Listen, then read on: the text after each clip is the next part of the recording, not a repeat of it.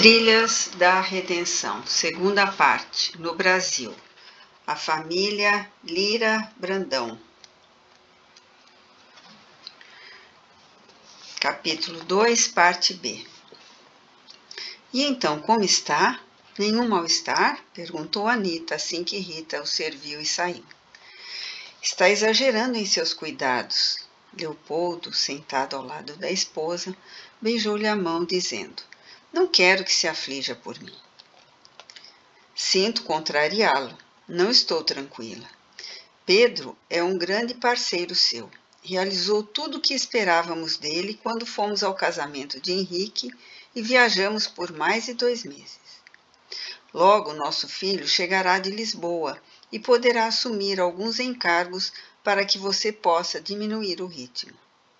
Precisa considerar que já não é mais um jovem de 20 anos. Pensa que sou decrépito?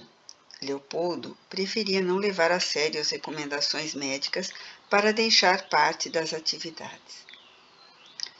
Claro que não, embora eu deseje que diminua o volume de atividades e se permita usufruir alguns momentos diários de descanso em casa. Compreendo que o silêncio dessa casa tão vazia incomoda. Confesso que também sinto falta de ver os filhos reunidos, da conversa afetuosa, da alegria, da boa música. Tenhamos paciência. Em breve estarão todos conosco. Quanto a diminuir o ritmo, temos projetos que não podemos mais adiar. Um deles é a construção das casas dos escravos. Todo o material já foi reunido. E alguns homens contratados se juntarão aos colonos e alguns escravos. Tenho pressa. Pretendo terminá-las antes de iniciarmos a colheita do café. Anita conhecia bem o marido e sabia que não adiantaria insistir. Leopoldo não diminuiria 1 minuto das horas que achasse necessárias para consagrar ao trabalho. Diante da mudança de assunto, não fez mais objeções. Apenas os escravos ficarão mais felizes que Pedro. Ele sonha com isso há tanto tempo. Na verdade, todos nós sentiremos o impacto positivo dessas melhorias. Leopoldo ouvia a esposa e recordava que há um bom tempo convivia com 4 abolicionistas, a esposa e os filhos. Ele concordava que precisavam melhorar a vida dos escravos, mas para alforriá-los precisava descobrir como os substituiria sem que ficassem arruinados. A abolição era tema de muitas conversas e sempre exaltava os ânimos. O próprio D. Pedro vivia às voltas com muitas pressões. Leopoldo adquirira o título de barão, o que o tornou uma espécie de mediador entre a população dos arredores e o imperador, fato que contribuía para que relutasse em tomar o partido dos abolicionistas. Além disso, muitos fazendeiros da região emitiam opiniões contrárias, tornavam-se belicosos diante da possibilidade de perder a mão de obra. Embora mantivesse rigorosa vigilância em torno do solar, o barão sentia que nunca tinha o controle de tudo, fato que, não raro, lhe tirava o sono. Sim, continuou Leopoldo, sei o quanto Pedro ficará satisfeito. De caráter justo e benevolente, acentuado pelos arroubos da juventude, não lhe agrada a mão de obra escrava. Hoje solicitou que Serafim e Bento executassem tarefas mais domésticas. Sabemos que ele quer poupá-los de trabalhos mais rudes, e é justo que assim seja, pois já não são tão jovens. Mas, avisei-o, não quero Bento perambulando em nossa casa. Anita parecia pensativa quando respondeu. Há muito para fazer sem que ele precisa conviver diretamente conosco. Leopoldo a encarou surpreso ao comentar. Concordou comigo prontamente. Quase sempre alia-se a Pedro para beneficiá-los. Bento já lhe causou algum constrangimento? Anita encarou o olhar atento do marido e respondeu. Jamais. Está aqui desde a infância dos meninos e sempre honrou nossa confiança. Porém, a presença dele me provoca um desconforto íntimo, a tal ponto de não querê-lo próximo a nós. Pode parecer ridículo, ele é tão acanhado, em minha presença mantém sempre os olhos no chão, mas parece-me que causa medo. Anita recordou que desde a infância Pedro seguia Bento, que era cuidado por ele, e parecia dedicar um estranho afeto pelo menino. Fato que muito a contrariava. Porém, à medida que Pedro ganhava autonomia, menos conseguia impedir a aproximação. Leopoldo ouvia a esposa, concordando intimamente, sem querer verbalizar as mesmas palavras. Sentia uma estranha aversão pelo escravo.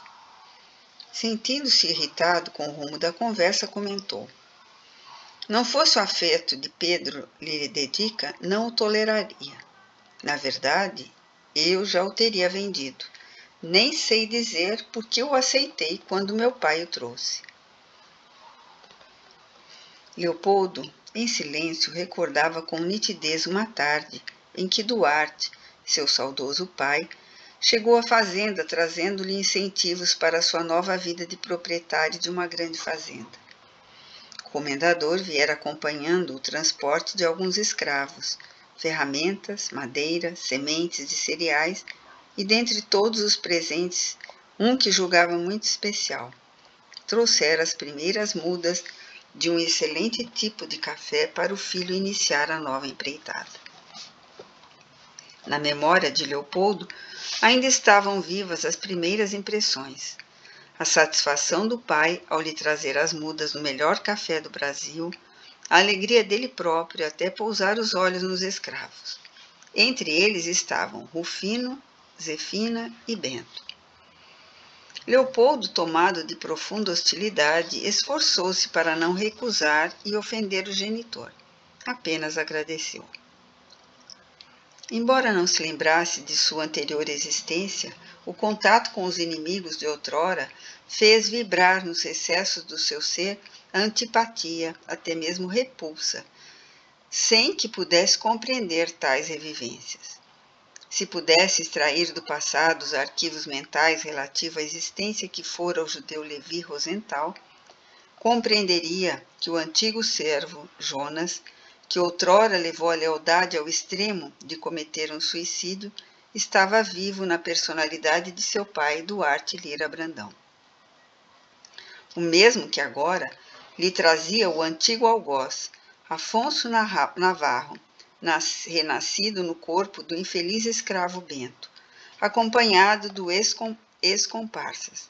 Gervásio, o cúmplice do crime impetrado contra os judeus, revivia na personalidade do escravo Rufino. Isaíra, a outrora espiã, disfarçada como empregada da família Rosenthal, reencarnara como Zefina, a escrava doceira que labutava na cozinha do solar.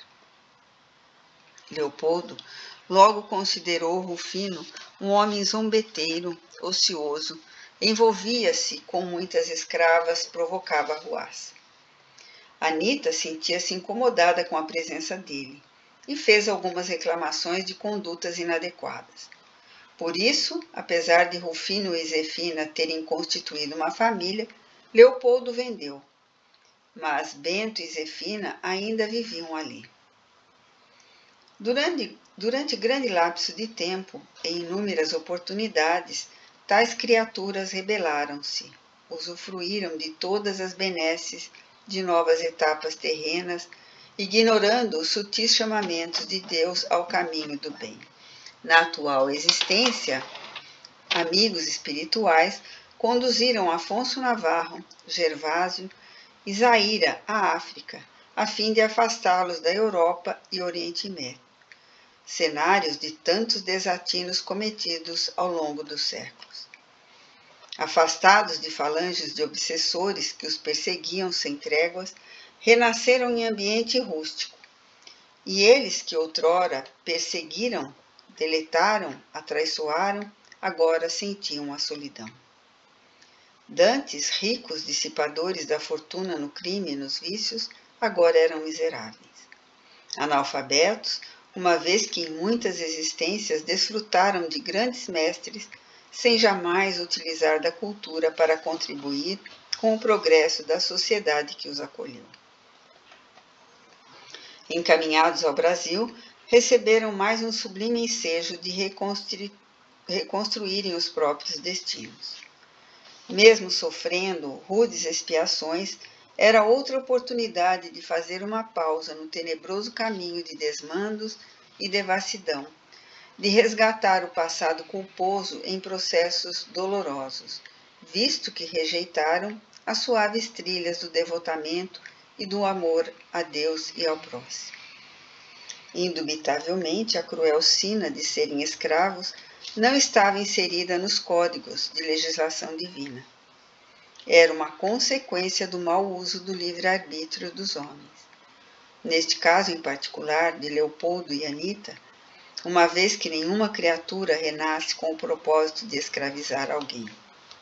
Ademais, a harmonia que regula as forças do universo baseia-se sempre nos propósitos de promover a evolução espiritual através das leis de amor e justiça.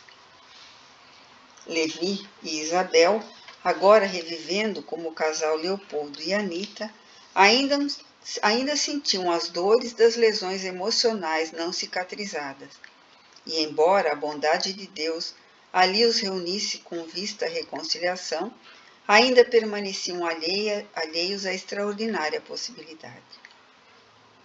Entretanto, acima de todas as fragilidades e misérias humanas, paira o Deus grande e poderoso, cheio de misericórdia.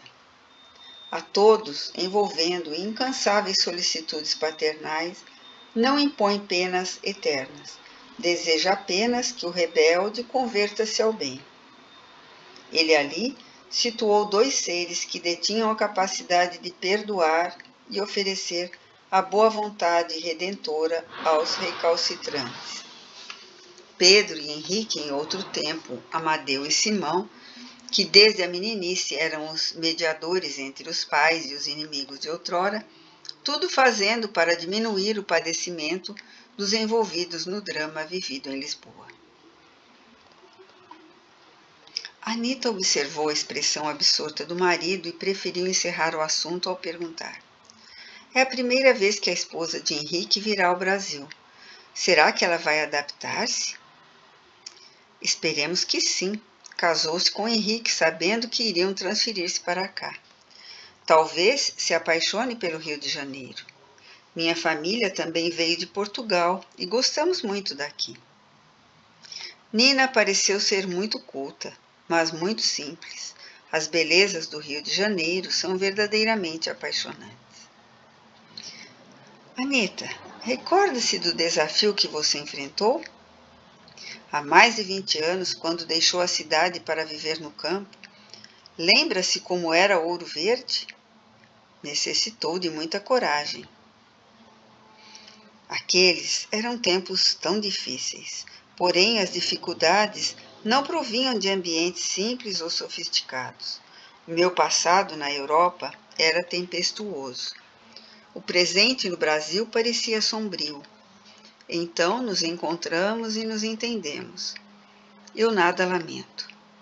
Deixei a cidade para estarmos juntos porque o amava. Precisava de você e queria construir nossa família. Desejo que nossos filhos se casem e tenham uma união semelhante à nossa. Revigorada todos os dias pelos pequenos gestos de afeto, que eles cultivem a confiança mútua baseada no respeito e companheirismo. Se voltasse no tempo, eu faria tudo de novo. Leopoldo a contemplou em silêncio. Eram felizes. Não era muito bom em verbalizar o afeto, mas sentiu a necessidade de algo dizer. Padre Antero fala que a morte não é o fim. Palmira fala que vivemos muitas vidas sem nunca morrer. Eu ainda não sei em quem acredito, mas não importa quantas vidas terei. Sei que desejo estar com você e nossos filhos por toda a eternidade.